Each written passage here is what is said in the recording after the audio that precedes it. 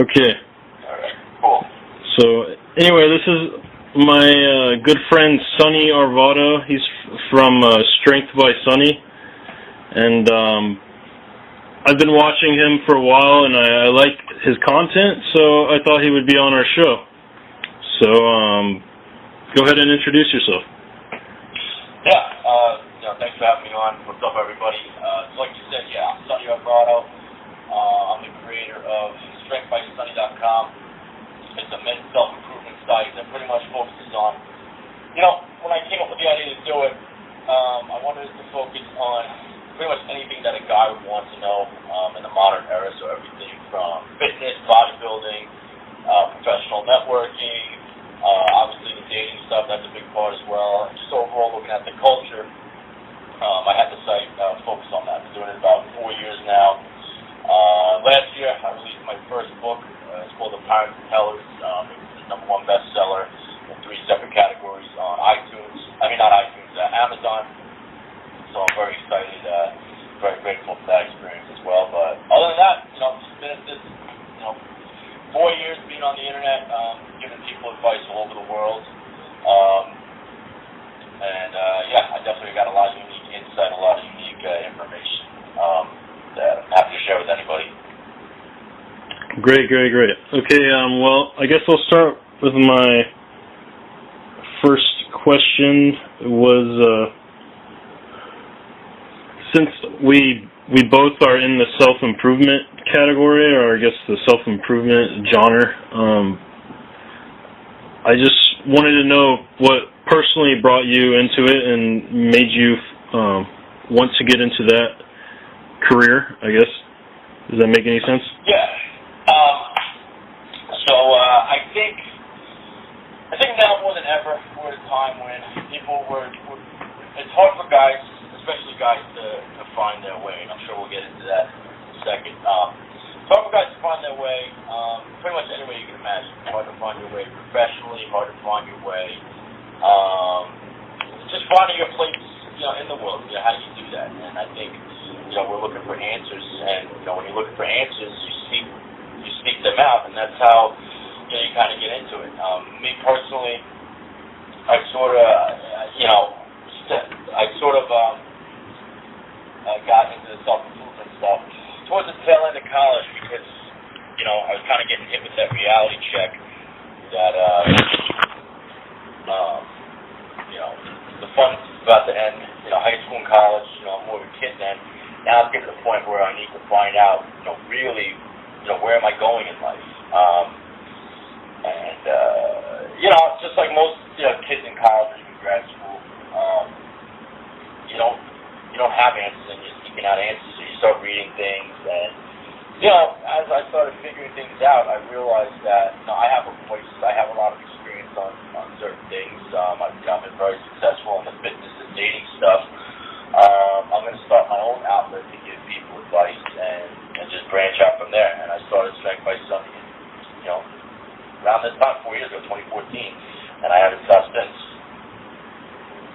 Great, yeah.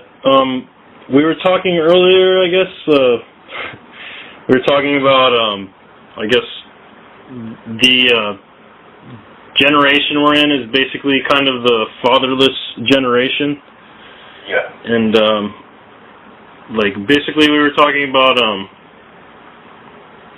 how feminism has kind of, or how people started out, well, I guess this comes down to, like, why companies like RSD are able to thrive, I guess, if that makes any sense.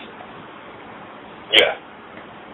And you had some interesting insight on that in reference to, like, a fatherless generation, if that makes any sense. Yeah, so what's happened, and I actually talk about this in my book, flashback to the post-World War II years in America. What happened? I can tell you what life was like. Life was a lot different there.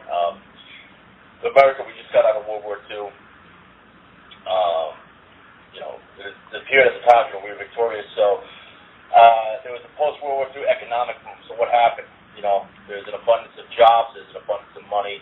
People started settling down and having families, and and what happened? This created freedom. There was more purchasing power than ever, because what happened? You had one strong nuclear family unit. The mother was, took care of the children, took care of the household. The father would be, out, working his job in a factory or something like that. And then he'd come home and, everything was great. You had the family unit. And this relates back to a lack of, back then we had an abundance of masculine role models. We had heroes back then. Young men had heroes growing up then. Whether it be sports heroes, Mickey Mantle was the sports hero at the time. And not only that, you had a hero in the household. Dad was the hero. Right? Dad was the strong masculine role model, and he was a heroic figure for his son or sons. And that was the norm. And then what happened? There's a great book written by Dr. Anthony Napoleon, one of my favorite authors, called The Progressive Virus, where he explains what exactly happened. So the people in charge, the progressive virus, right? The progressive virus, yes. Yeah. The people pulling all the strings behind the scenes, they didn't like this. They didn't like this newfound freedom. They didn't like that people had all this purchasing power. So what do? They had to come up with ways to destroy the nuclear family unit. Divide and conquer, right? Divide and conquer. Economically enslave the masses. It's right around this time, again, when we start seeing credit cards normalized. And that's what happened. They broke up the family unit, so they started injecting. They started in the college, the educational system. They started injecting all these progressive ideals, feminism, consumerism, liberalism, all these things. And what happened? Now, the idea of having a family, it's not as appealing. And they started doing this in the media as well. The idea of having a family, it's not as, women, they're given this idea that, you don't have to have a family. Well, I could be out on my own, getting my own job, making my own money, and buying all these things for myself. Me. And that's what happened. And then, you have these progressive ideals, feminism, all this bullshit. And, it's funny you say that. Sorry, I don't mean to cut you off, but the other day I was actually at this a strip club, and some girl, I was talking to her, and she was talking to me about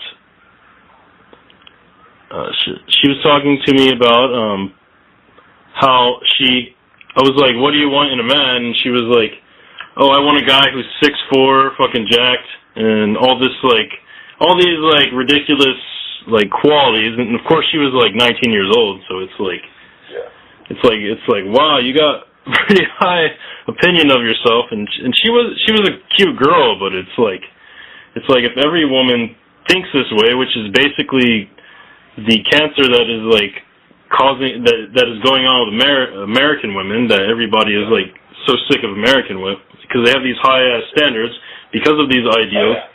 So it's it just reminds me of that conversation I was having with that girl. But anyway, sorry to cut you off. No, not at all. So what's happened?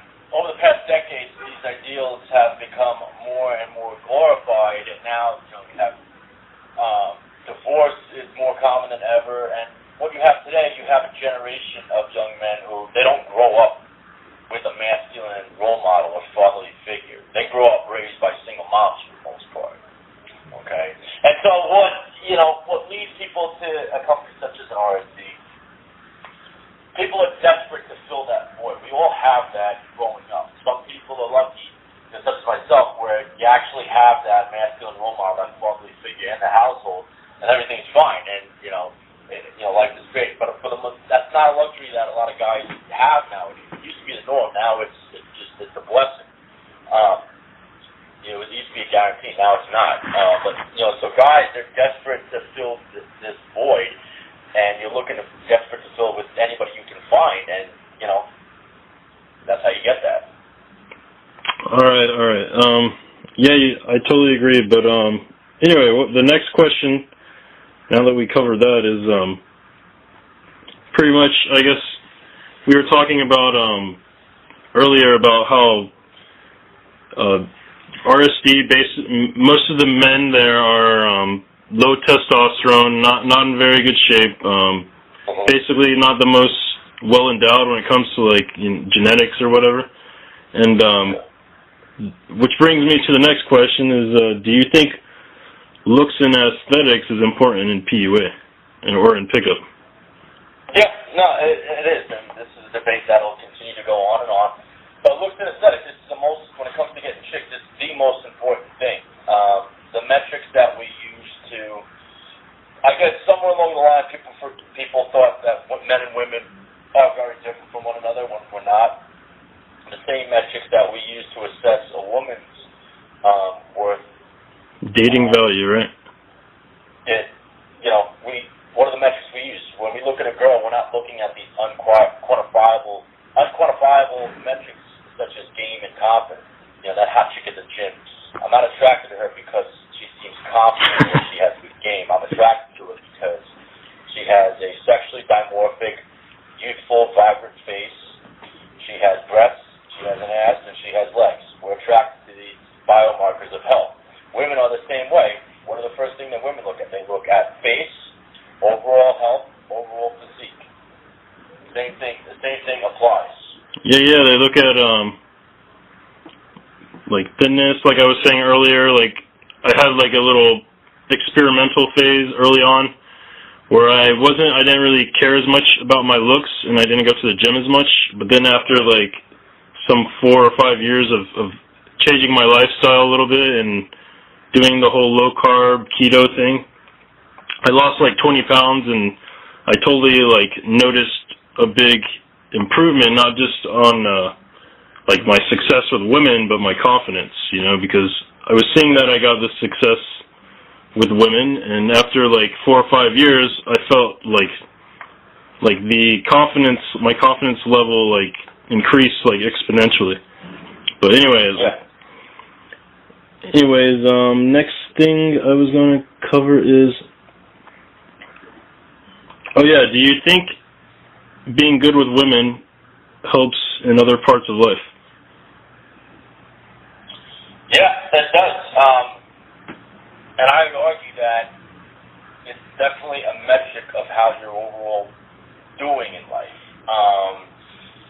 An example of this is, think of it from both extremes. When you're not getting the women you want in your life, it makes you angry, it makes you bitter. And I've seen this with guys who don't have that. They have a general, their default is naturally bitter, naturally angry, naturally low energy too, because it wears on you, it eats away at you. And it affects other aspects of your life.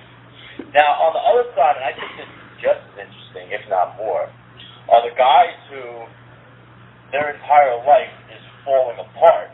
And actually, just to backtrack right there, you can have guys that they're killing in all aspects of life, but they have that one thing is missing, the beautiful women that they want, and it destroys everything. How's life? It's shitty. Well, you're killing it in your career. Well, it's shitty because they're not getting chicks. And the shambles in every other aspect of life, but they're getting laid a lot. You know? Yeah, I actually saw that in a documentary by Adam Lyons. Some homeless guy, he was like, had like $30 in his bank account, but he was like, he had like 5 girlfriends, and he would like stay with one like every day of the week. It's pretty funny. Yeah, you think everything is, you know, if you're getting laid, life is good, you think everything's fine. That's definitely true. So, you know, when you ask, what, you know, does it affect our life? Yeah, absolutely. It's all we think about. So if we're getting it, life's great. If we're not, fucking, you know, you become bitter and angry. Yeah, it's kind of like how J-Mo was talking about the other day. I think in one of his videos, he was saying how when you had that hot Portuguese girl, like guys were like knocking it, and it was like it's kind of the same that is always kind of true when you're like going out and you're like one of your friends is like successful with women, and you go out with the same guys every week, and you see that some people just can't handle it. You know, it's like they get jealous. Jealousy is a big part of this game.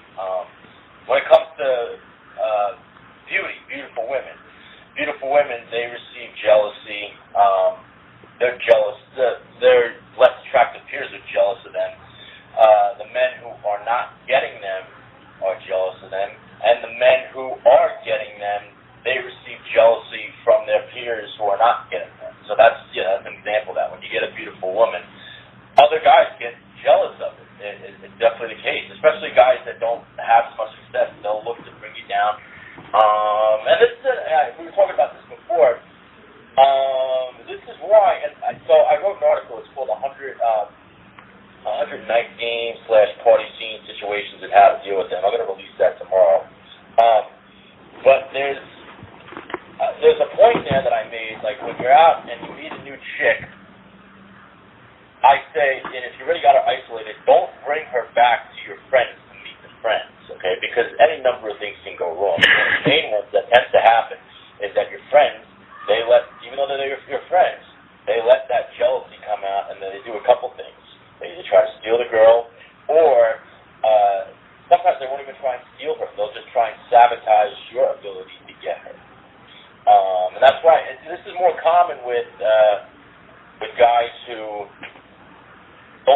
they're not really initiated to this like side of the internet, this kind of info. And it happens all the time. Guys, they try and friends. What do they do? The friends, they try to sabotage it any way they can. And you see this in social circles too, especially now with social media and the digital age.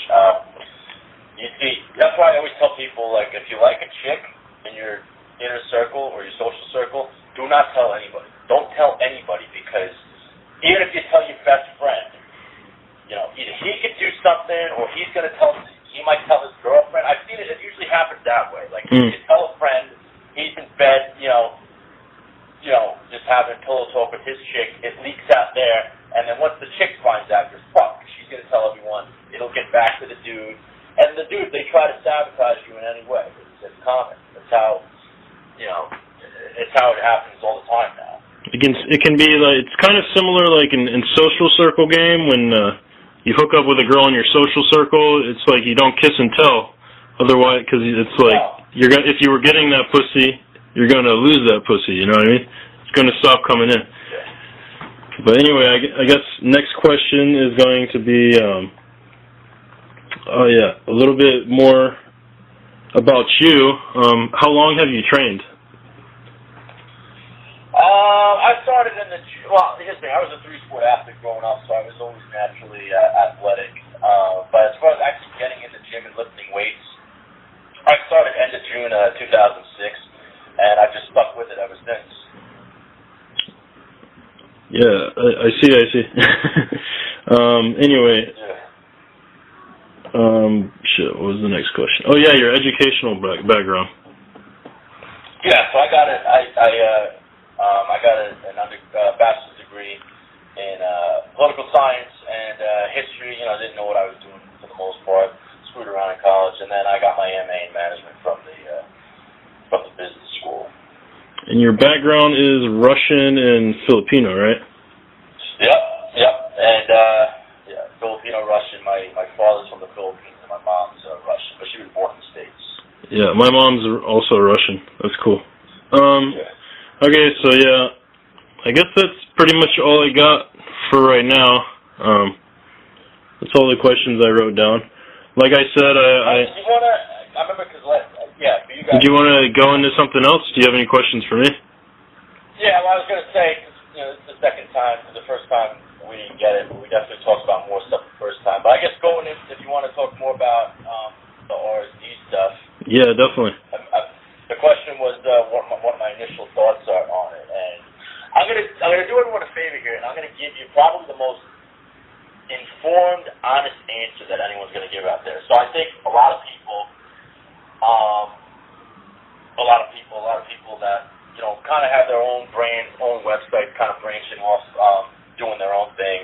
They tend to take the same approach where they just bash RSD, like those guys are frauds, blah blah blah, and they just go down that route. I'm gonna tell you what my opinion is based off of, what my honest thoughts are, and I'm gonna give it to you from both sides of the spectrum. As far as just getting it right out of the way, RSD. Anytime you want to find out, is RSD legit or is such and such, coach legit? Use the eye test, okay? Yeah, I remember this. Reality. Take a look at the guys who are giving the advice, and then compare it to what you see in your normal everyday life. Those guys, do they look like guys that are slaying puts left and right, just getting 9s and 10s and living that rock star lifestyle? No, not at all, and they aren't. I know this because I lived in Vegas for a year, and I would see them out all the time. And this kind of points back to the idea that RSD might be making fake infield videos. Well, observable reality based on, there's a lot of people claiming this based off of what they see in person compared to what they see in the videos that they sell. And I tend to agree. In Vegas, when I would see them out on a nightly basis, were they pulling 9s and 10s? No, absolutely not. I use the term polishing off the empty. So yeah. They would either not get laid at all, or they would polish off the empty. Polishing off the empty is the term I use for the kind of the social throwaways or outcasts who, in college, they would get paid rides to the frat party at 130, 140, and they would literally polish off the empty. There's no alcohol left, so they're picking up beer cans off the ground and drinking them off that way. They're polishing off the empty. That's the same term. So they're getting throwaway chicks for the most part. I've actually met I met RSD Tyler's girl at one of his seminars a while back, and I also met one of RSD Todd's random girlfriends, I guess, when I was actually out with a client, and he approached her in meatpacking, and she said, "Oh, do you know RSD Todd? That's my ex-boyfriend." It was so hilarious. And like you said, they were definitely not on the same caliber as the girls you see in some of the infields. These higher caliber chicks that everybody talks about getting on a regular basis, to really get them, as far as from a cold approach standpoint, you need to have those biomarkers of prime sexual health. You need to have a physique. You need to have yourself. You need to have a sexually dimorphic masculine face. These are things they significantly put the odds in your favor. And if you're showing me a team of guys that they lack all metrics of this, it's bullshit. There's no magic pill. Yeah, so, getting back to Vegas, I would see them, they polish up the empties. As far as the chicks they'd get used up, washed up old single mom hags. Or they'd get, Mexican gutter trash, just these sloppy, fucking chicks from East L.A.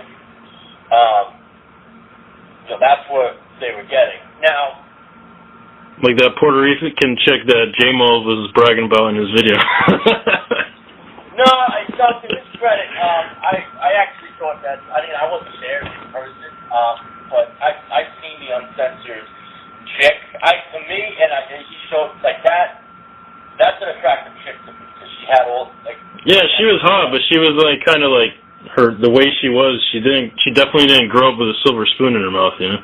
She was kind of she was definitely good looking, but she was like easy, you know. She was a good looking, easy chick.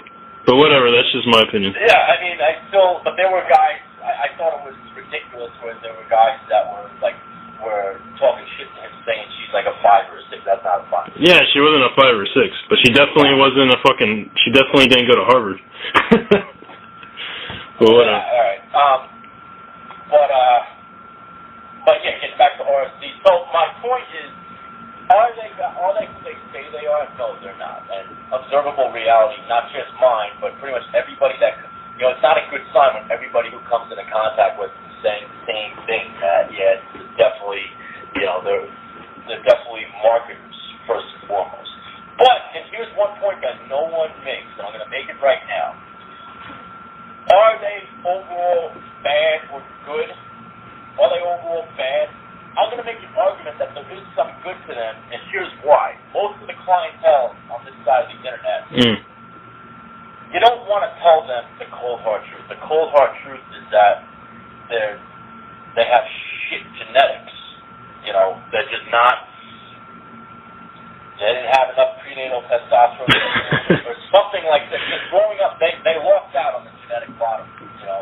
Mom, they could thank their parents for that. They were late to puberty. Late to puberty, just things like that happen where, we tend to think when we rate chicks or when chicks rate guys that we function on this 1 to 10 scale. When in reality we don't. We function on a no or yes scale.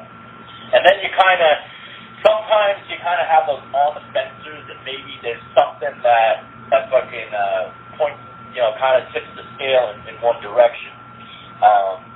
So when it comes to, and guys, we're a lot more flexible.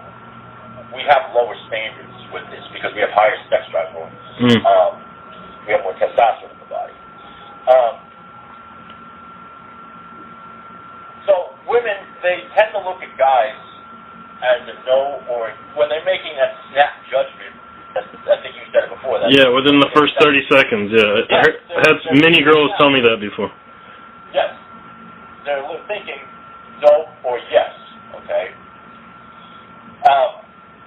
Most guys, there are a lot of guys on this side of the internet. No matter what they do, they are just a hard no. A hard no. Like that's just like no. There's nothing that guy can do.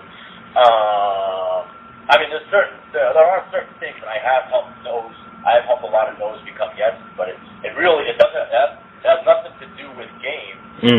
It has everything to do with becoming hormonally optimized and getting into fitness and taking care of that stuff, because everything flows from health and fitness. So once in a while, you can turn a no into, more so a yes. But a lot of guys are, truth be told, they are no's. And you know what? They're going to continue to be no's by the current path they're going towards. Okay? Now, if I told you, or if I told them that they were a no, they would lose it. They would either fucking go on a shooting rampage or end up killing themselves. And that's the cold hard truth, because there are a lot of guys on this side of the internet are depressed. They have mental issues, social anxiety. It's a product of the times. Where RSD comes in, what I do like about them is that the guys that are hardcore no's, they're pretty much the hopeless cases. They at least give them hope, like, oh shit, like, I can work on myself and do these things and blah, blah, blah. So these kids that are hopeless, they're given hope to not give up. And, anybody who can inspire someone to have hope, even if it's artificial hope, but just to give someone that notion to, not give up and just keep going, that's not a bad thing, and I think that's a good thing. It really is a great area in my overall thoughts on RSD, because they do mislead a lot of people, in my opinion, and they really, it is. There's a lot of elements in them that is straight up scamming, starting with the way that they portray themselves and the results they get. And but there is that other element where the guys who are hopeless cases, they're not fucking just faulting themselves and giving up hope. There are kids that literally that's all they have. The only thing preventing them from fucking killing themselves or hurting other people is, they're glued to watching RSD videos and motivational videos and shit like that. And, I think that's better than the alternatives. Yeah, it's kind of like a religion, I guess. It keeps people... Yeah, and that's where the cult-like aspect comes into play. Like I said, it's a double-edged sword because there is a lot of misleading going on with that crew. There is a misleading element, and a lot of guys, they're not getting the results that they want. They expect that they try to sell them, they make them think they're going to get. So that's... Yeah, and that's why I think infield videos, I think there's so many frauds out there that just fake. It's so easy. I can literally, people say, no one fakes infield videos. Yes, they fucking do. It's like, it is. It's like steroids for professional athletes. You know how easy it is to test. All these fucking guys in all these sports, they're all on high octane fucking gear. I know that's my world. I know. Fucking. You think Conor McGregor's on steroids? I can literally go. Dude, I could fucking fly up to New York City, and here's what I could do. I could hire fucking 3 fucking escorts to fucking play along with me, and I'll pay them fucking double if their fucking rate is, if their rate is fucking $200 an hour. Wait, honey, I'll pay you $400 an hour. Make it seem like I'm picking you up from a fucking bookstore or coffee shop. Great. Get the videos, put them out, charge fucking $2,000 to $5,000 for boot camps, and I'll get a couple of those, and it was an investment. And plus, those are up. Those are going to continue to make boot camp money. It's an easy fucking scam, and it's something that people have asked, well, how come, you don't put out info? I mean, I have a couple. It's a pain in the ass, and I don't want to do it. Yeah, I totally feel you. Anyway, yeah, I was did you hear me? I was like, do you think Conor McGregor is on steroids? There's so many different forms of performance-enhancing drugs. See, all those guys, they're on a base level they're all on pharmaceutical-grade testosterone, so that's protocol. A lot of these endurance-type athletes, they're, because MMA, that's a brutal splat, like that just hacks your body. Yeah. Just the amount of oxygen. So there's probably blood doping. They probably use meldonium also. But that's like, that helps with like the oxygen in your body and shit like that. There's so many different drugs that these guys use. Yeah. All right. Well, that's pretty much all I got. I think we covered pretty much everything. Do you have anything else you want to add? Not really. Just thank you for the opportunity, and thank you for you guys watching this. If you guys want to check me out, I'm on strengthbysonny.com. That's my website. I regularly post there. And, my book, it's on Amazon now. It's called The Pirates and Tellers. It's a book. It talks about the war on men, and it goes deep into detail on the war on men. And it talks about some of the things you can do if you're a guy who, just feels, beat down by the world and you want to take control of your life. It's definitely the book for you. All right. Well, yeah, that is pretty much all we got for today. If you guys want to check out some of Sonny's material, there's a link in the description as well as a link to my book and everything else that is related to that I write about when it comes to self-improvement and pickup. And thanks for watching this. We'll definitely have Sonny on again. And all right, have a nice day, and thanks for watching. Remember to leave comments and subscribe. And later. All right. Take care.